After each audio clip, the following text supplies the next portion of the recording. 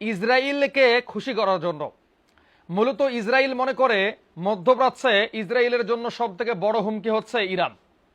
ইরানের কাছে পারমাণবিক বোমা থাকুক আর না থাকুক, ইরানের কাছে শক্তিশালী মিসাইল থাকুক আর না থাকুক, যখন ইসরায়েলের চোখে ইরান বিষ হয়ে গেছে তখন ইরানকে ধ্বংস করতেই হবে।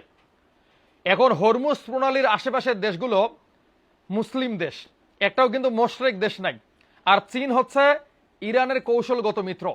একমাত্র পূর্ব এশিয়ার মধ্যে ভারতে হচ্ছে অমুসলিম রাষ্ট্র, যারা কিনা সরাসরি ইসরায়েলকে সমর্থন দেয়। তো আমেরিকা চেষ্টা করতেছে ভারতের সঙ্গে একটা শক্তিশালী জোট তৈরি করবে, এক ঢেলে তারা দুই পাখি মারবে। বিষয়টা কি? একদিকে চীনের ভিতরে কি হচ্ছে, চীন কোন কোন প্রযুক্তি তৈরি করছে, এসব কিছুকে তারা নিয়ন্ত্রণে রাখতে চায়। অপরদিকে হরমুজ প্রণালী উন্মোচন থেকে শুরু করে ইরানে যে সামনে হামলা হবে, এর জন্য ভারতের সমর্থন চায় যুক্তরাষ্ট্র।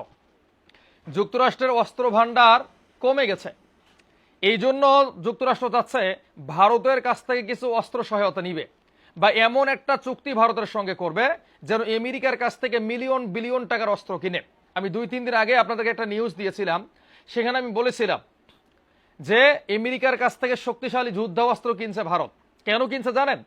মার্কিন অর্থনীতিতে ধস নেমে গেছে, তেলের দাম, গ্যাসের দাম, বিভিন্ন খাদ্যদ্রব্যের দাম বেড়ে গেছে। ভারত যেহেতু প্রচুর পরিমাণে খাদ্যশস্য উৎপাদন করে, তো ভারতের কাছ থেকে যদি সস্তায় আমেরিকা নিতে পারে তাহলে তাদের জন্য এটা উপকার। সম্মানিত দর্শক, জিওপলিটিক্সটা হচ্ছে এখানে।